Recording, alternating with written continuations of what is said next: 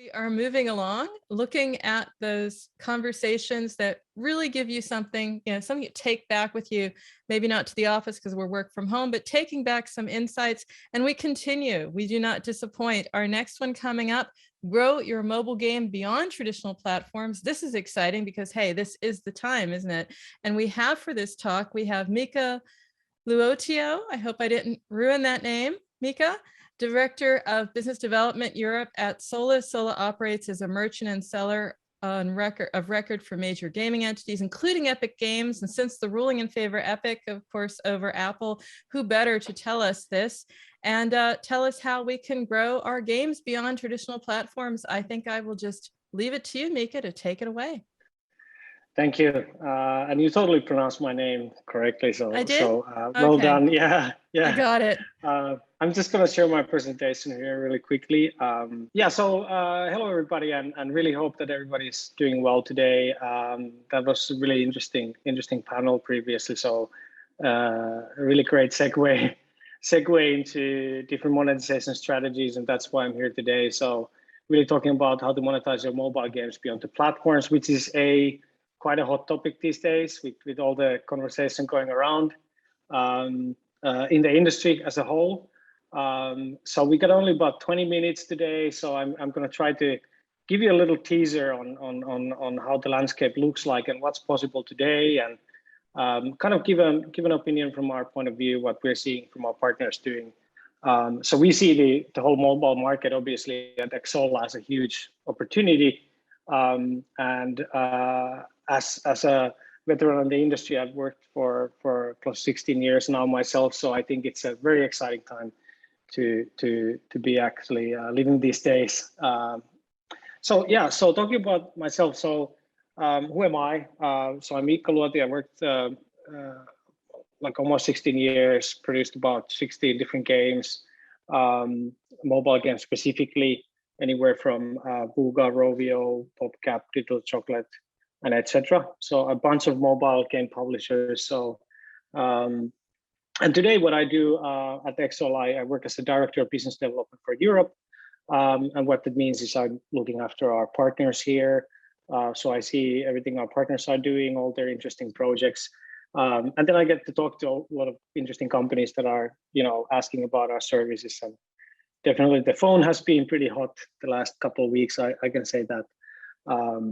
And a little bit about Xsolla very quickly before I move on. So Xsolla has been operating in the video games industry for over 15 years. And Xsolla is basically a video game business transaction engine. So we focus on video games solely, and we're operating over 99 countries with over 700 payment methods, working with partners like Roblox, Twitch, Epic, Ubisoft, Take-Two, Nexters, Nexon, and much more. Pretty much over 1,500 different companies across different platforms, anything from mobile to PC to console and online games, and so forward. So let's take a look into the state of mobile game industry in 2021, which is really the interesting topic, I think, and I could go on for this for hours, so I'm going to really try to condense myself here. So what's happened in this year? Really, if we look at the big change that has overcome the mobile games industry, has been definitely on the user acquisition side with Apple's ATT taking place, which has triggered a 50 to 20% revenue drops on iOS for some publishers. I was reading from VentureBeat, also an interesting article. So that has definitely made user acquisition harder and more expensive, I think, for many. While there are definitely ways to work around that, and there's some really talented people in this conference as well talking about that from what I've seen already. But iOS advertisers are generally experiencing a drop, right? So that's been a big difference. User acquisition prices have always been on the rise, more or less, and this didn't definitely help the situation. So, and then we kind of go forward in the year, and we look at what else has happened. This whole Apple versus Epic case that's been going on for a while now. kind of came to some revelations this year. So first of all, there was the latest conclusion where Apple was ordered to allow the third-party payment processors, and that it would take into place in December. While that sounds great, it may take much longer than December for the App Store to really open up, because obviously it's not that straightforward, right? So it remains to be seen, when and how actually the App Store would open up for third-party payment providers such as Xsolla and the other players in the industry. It is an exciting change, definitely. But I think one of the more exciting aspects that I've seen actually recently, this year came into the news, was one of the kind of anti-competitive ruling from, I think it was California or something like that, where they said that it is possible to basically, Apple allows you to contact your players about having a store somewhere else outside of your game. So that, I think, opens up interesting possibilities, and we've seen certainly some of our partners take action already, and they're taking action in terms of finding monetizing strategies that kind of use that new freedom. While it's not direct going outside of the mobile platforms, it's still a great way to get going, and it's already yielding some great results to some of our partners. And we've seen, if you look at if you've been following the industry news, you can see Supercell has their own web store as well, and a few others out there, some of our partners as well. So people are definitely opening up these mobile web stores, if you will, where players are able to basically purchase virtual currency, virtual items, subscriptions, and etc. To their favorite mobile game. So allowing them to give more options for their players to choose the payment methods that they like the best, and without having to stick with the ones that the mobile platforms offer.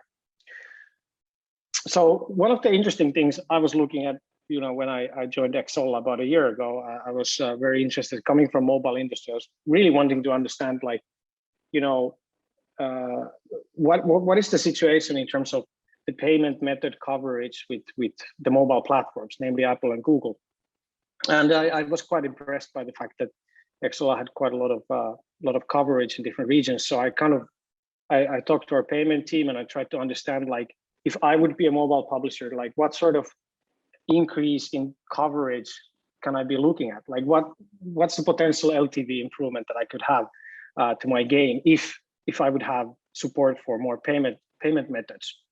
So one of the key kind of outcomes of that research and the comparison that we've done is we realized that there's a lot of gaps that the current mobile platforms have in terms of payment methods. While they cover international credit cards, the popular e-wallets like PayPal pretty well, and etc., they kind of, there's a big lack in terms of alternative payment methods like local e-wallets, local banks, installment payments, and other types of alternative payment methods that are not covered well. And it actually, as it turns out, these alternative payment methods can result into about 60% difference in some regions compared to the mobile platforms, what they offer. So, for example, we're seeing in Russia, compared to the mobile platforms, we have a coverage of 60% increase compared to the mobile platform. So, and then Latin America in general is about 40% increase in terms of the payment methods offered by the mobile platforms by default. And South Korea is also about 40%. Europe, actually 20% increase in coverage. So one thing to me is reading this whole news that there is this, at least the direction is right, where governments and regulatory organizations are pushing to open these platforms up for more choice for developers. And one of the revelations for me is I was looking at Latin America, 40%, Russia 60%, and I was realizing that, wait a minute, you're telling me that one of these games that I used to publish, back at Rovio or somewhere, I could have theoretically had 40%, 60% better LTV in some of these territories that are traditionally pretty low LTV. And it turns out that it's really an artificially created problem. So something that I didn't realize because I was used to, and I took the payment methods that the mobile platforms were offering as a kind of rule of that's the way how it is. I didn't even know that I'm missing out on anything. So after doing this study, I kind of realized that it's actually a very good thing that this topic is opening up, and the direction is towards having more choice for publishers and developers to choose the payment methods and payment providers they really want to use in order to get the best possible payment method coverage in those regions that they feel that they want to have better coverage. So that having that ability to choose, I think, is opening up massive potential in terms of monetization. A lot of people talk about like, hey, how can I avoid the platform tax?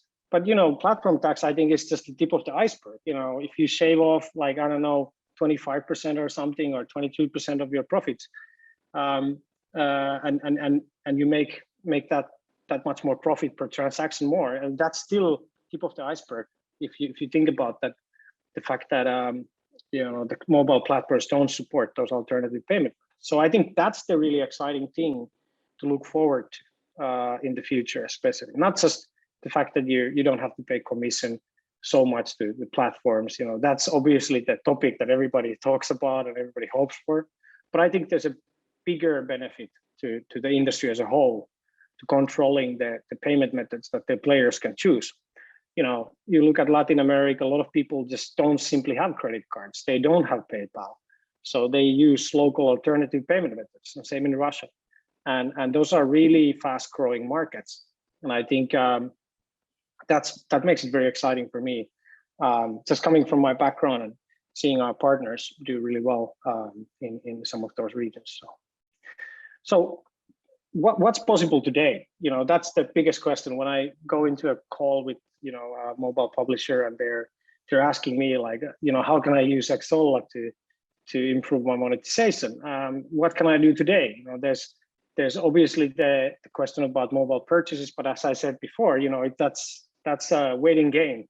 There's at this point it's still a waiting game, so I have to wait and see. While technically, even we at Xsolla, we have an iOS and Android SDKs ready to go, but it's still not there, right? So we have to obviously wait for these platforms to open up, and that's going to happen in who knows, 3 months, 6 months, 8 months, but definitely my personal bet is probably sometime next year, and how exactly that's going to pan out remains to be seen.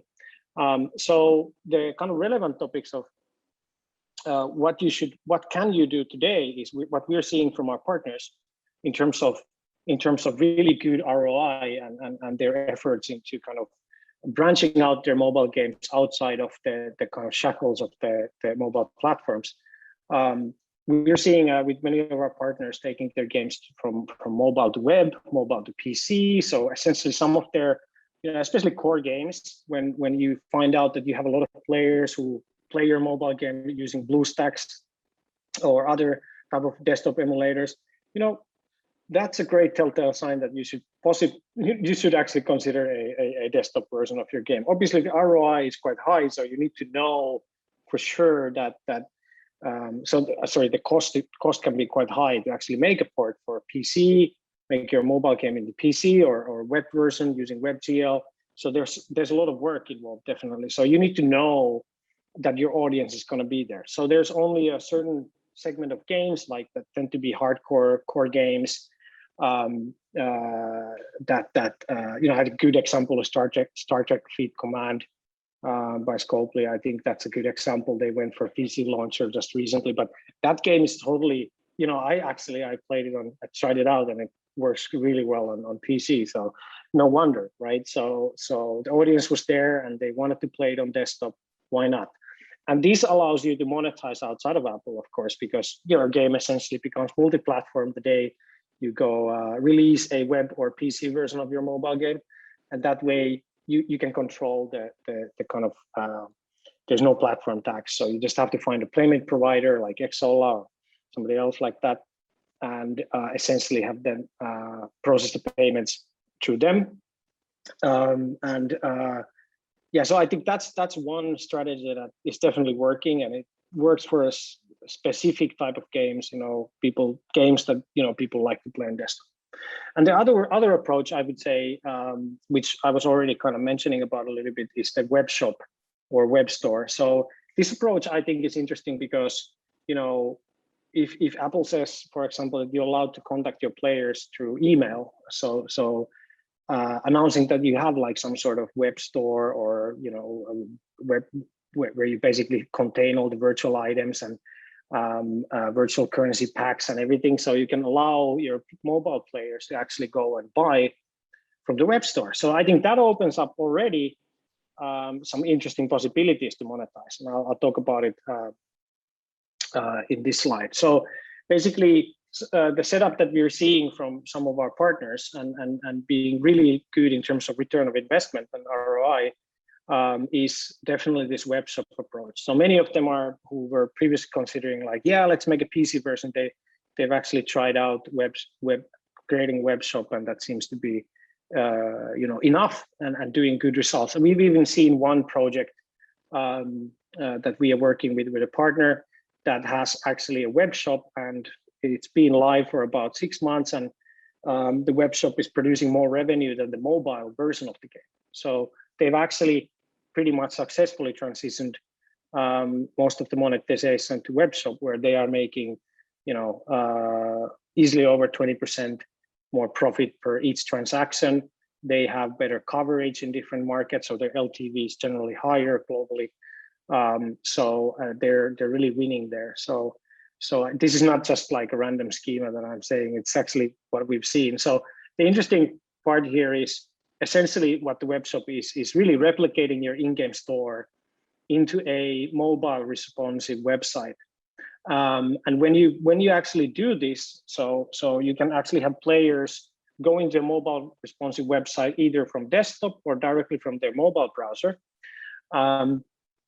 And when they get in there, obviously they can log in using a Facebook authentication or user ID or something, a user login system that you may have. And once they've logged in there, they can actually purchase these items that they would normally see in the game. They can see their inventory, they can see what is their virtual currency balance. And the exciting part here is that this also allows the fact that you're making more profits there than you're making on the mobile platforms. It allows you to also get a little bit more wiggle room in terms of having more enticing special offers. So what I've seen is one partner who actually they decided to do basically a mobile responsive web store which contained all the items and also web exclusive offers, so that they're like bundles that are better priced and people get more for the same money. And I've seen this particular publisher how they were actually directing players into this web shop. They were essentially showing in-game interstitials that were promoting some of these special offers, limited time offers, and special offer bundles that were discounted more heavily because the publisher making more profit in the web, they can actually give better offers. So they were targeting they started that by targeting like a very narrow high LTV group of players within the game and showing those high LTV players interstitials about, hey, check out our web store, we have cool offers there.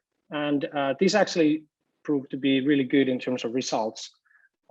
So this particular project actually then a few months later afterwards surpassed their mobile revenue. So the web store is making more money than their mobile version. And they kind of expanded the funnel since. And what's happened is they're seeing still great success, even if they're targeting a larger array of people using the in-game interstitials. Now, obviously, you can do what Apple said is like what was stated before with the Apple ruling on the California part, that you can contact your players by emails, but emails, as we know, you can't really attribute the traffic and it's not that effective, right? So and many publishers just do not have email addresses of their players, right? So that can be the case. So what are the tools that you can use for this? So you can use obviously in-game interstitials. If you have like some sort of a game blog that's even inside the game, of course you can advertise your web store. Why not? If you have game forums, you can use that to actually gather that. And ultimately, like when you're targeting, really high LTV player cohorts, when they're happy, those people, they usually create a good word of mouth anyway. So you will start seeing organic traffic, and people will religiously go in there. Especially if you're doing timed offers that are changing, almost on a daily basis, people will kind of go and check out the great value offers there, and they will monetize through there. So if you use this the right way, what you can also do is, if you look at some of the regions where maybe your LTV has been artificially low because of the mobile, how the mobile platforms do not support some of the alternative payment methods in places like Latin America, Russia, emerging markets, basically. So what we're seeing is some of our partners are doing tests. They're basically setting up a web shop just for Brazil, and they're one of their games. And their hypothesis that they want to target, their Brazilian players. They want to tell their Brazilian players that they have now a Brazilian web store that's fully localized in local pricing and everything. And the experience for the Brazilian players is that they're seeing this with also the payment methods that they like to use. Because as I said, in South America, there's a lot of players that just do not use credit card for microtransactions. They use things that are pretty strange for us in the West, like bank installment payments. They use direct bank application, boleta bancário, for example, in Brazil. So, this hypothesis is interesting because they're seeing a greatly increased LTV growth also because of that in that region. So, and this is simply to do the fact that they chose a partner for payments there who has a really good coverage in that region, better coverage than Apple and Google has. So I think that, those kind of monetization strategies and tests, I think is really interesting, because this allows you to kind of not only figure out if this in general, if it's a good idea, but also if it could be a way to improve your LTV in specific regions where it's been artificially low because of the limited payment methods that the players have through the modern platforms. So that's pretty much it, actually, from my point of view. I'm actually really eager to hear any questions at this stage, and really thank you for listening. It's only 20 minutes. I wish I could talk more. There's way more to this. I'm happy to do an offline meeting with anybody listening here who wants to learn more. I can show some case studies that I couldn't show here. Thanks. Well, Miikka, that was really interesting. I think a bit disruptive from what I can tell here, because we have some questions about people saying, okay, great, how do I set up a store? So people are thinking about this. One question, and I think it's a good one to start with, is, do you recommend, because part of this is having the web shop, let's just start with that. Do you recommend that developers, publishers build their own shop? Or what do you do if you're a small company? What do you think about something like setting up a store on software like Steam, for example? Yeah, I think in terms of if you're talking about mobile and web shop, I think the really good way to measure it, if you have a game that is already at scale. So definitely for new games, I think like you got to go mobile first, and you got to prove your success there. If you have a game that's really proved your success on mobile first, then and you're kind of hitting a ceiling maybe in user acquisition and other levels, and you want to find more ways for that game to grow. I think the obvious experiment that I would ask is like, is my game going to increase the LTV if I open up regions that I couldn't monetize before? Am I going to see improved traffic if I'm allowing these people from these regions that I haven't been able to reach before start monetizing suddenly? And then obvious thing is, you can also look at it from a question that, what kind of special offers can I offer to my players if I'm making a significant amount of more profit per transaction myself? So all these questions, I think, is something that you should ask yourself, especially if you have a game that it's at a large scale. Yeah. Can you explore some of those workarounds you had? For example, you said, okay, if you get email addresses, lucky you. But there are ways to work around that. And one of them I was picking up on was, if you just have these amazing timed offers that people, word of mouth will spread, and it'll sort of be literally build and they will come. That's one way. You want to just review a couple of those workarounds, because again, you want people to come to the shop, but you don't always have their email address. But there are other smart ways of getting them to come in. Yeah, and most, this, I think the most effective way that I've seen from our partners, this is just me looking at the results from our partners, is definitely like promoting your let's say a web store for your mobile game, promoting it in some way in game.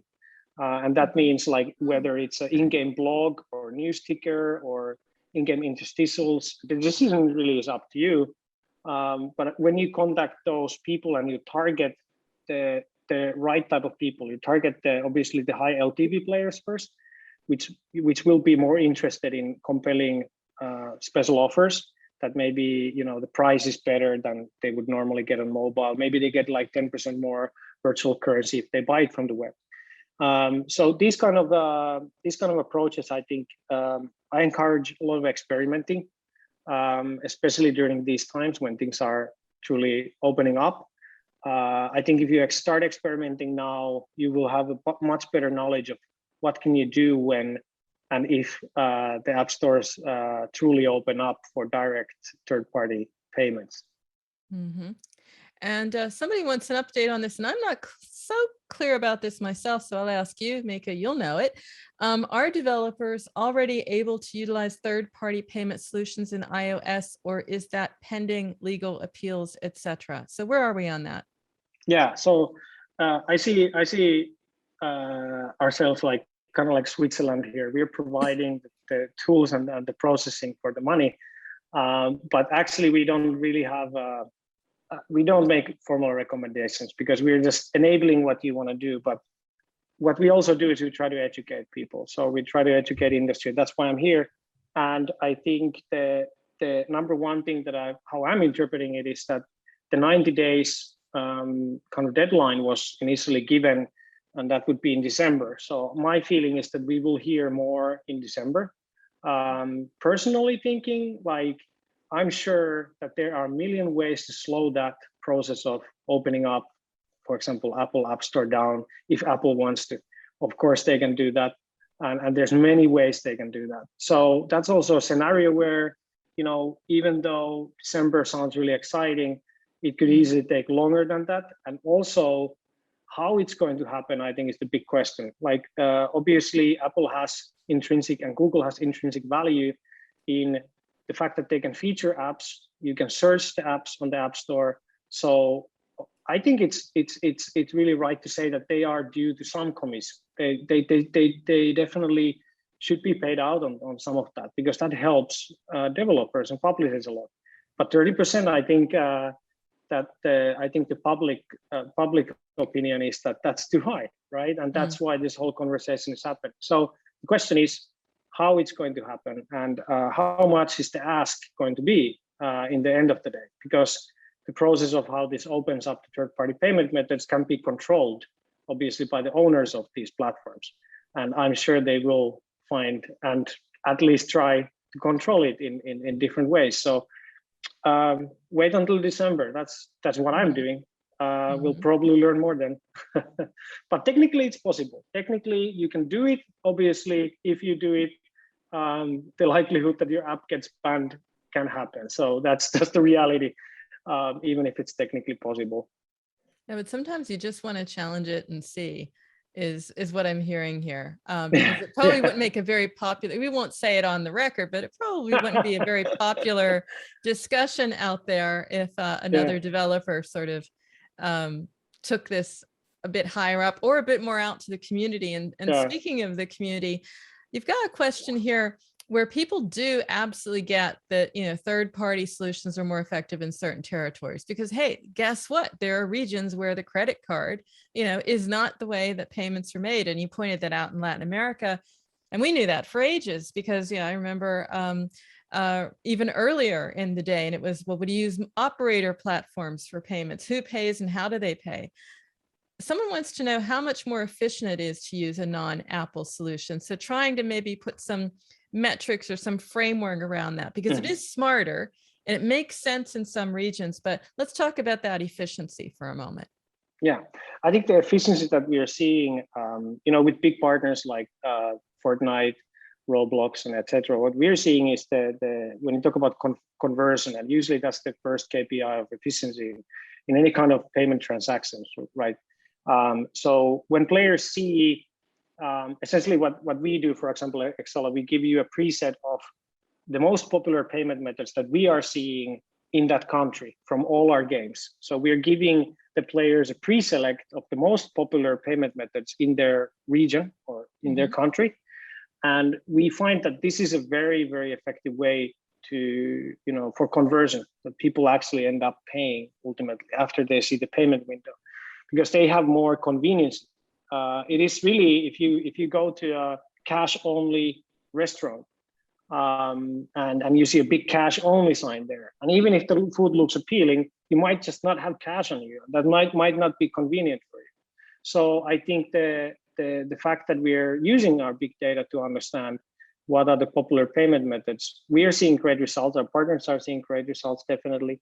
So I think that also the control is deeper. So essentially, you can also control and customize which payment methods you want to show certain regions and countries, and that's something that the mobile platforms don't offer. So if you know particularly that your players in this country really love this payment method, you can put it as number one option. So it's the first one they see when they want to pay, and you have basically that way you have more control over the efficiency as well. So this is something that we are, obviously it's an ever evolving landscape, because there's new payment methods that come out, they become extremely popular overnight or in a very short time, and sometimes in a long period of time.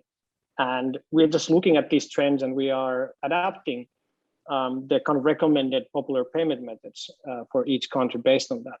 And I think that is by default more effective than what many of the platforms currently have, because they simply do not have those conveniency options of alternative payment methods. They don't, necessarily accept, Bitcoin in some cases, and there's a lot of I think the fragmentation in terms of payment methods. Everything is digital in this world, and it's going fast, even more deeper on that set, and it's getting more complex. So there are more complex payment solutions for people to pay things with. And I think the important part is that by our philosophy, we want to cover all of it. We want to be there and basically have all the options, especially the popular ones for each country. And I think that is efficient by default as a philosophy. And also excellent point, because it's about the experience. We talk about the experience. This is part of the experience. This is even part of the targeting, as you pointed out, understanding not only your high LTV customers, but how do they want to pay, and making that, remove the friction, just make it simple. Makes perfect sense. And I think you get the award for the best quote and takeaway of the session this afternoon. High five for calling yourself the Switzerland. Thanks. As you will be remembered. Great discussion, Miikka. I would love to continue it offline. In fact, I think I will with you, but I have to let you go because we want to come up to the panel now to put all of this together and just digest all of this wisdom. So thanks again, Miikka. Thank you very much.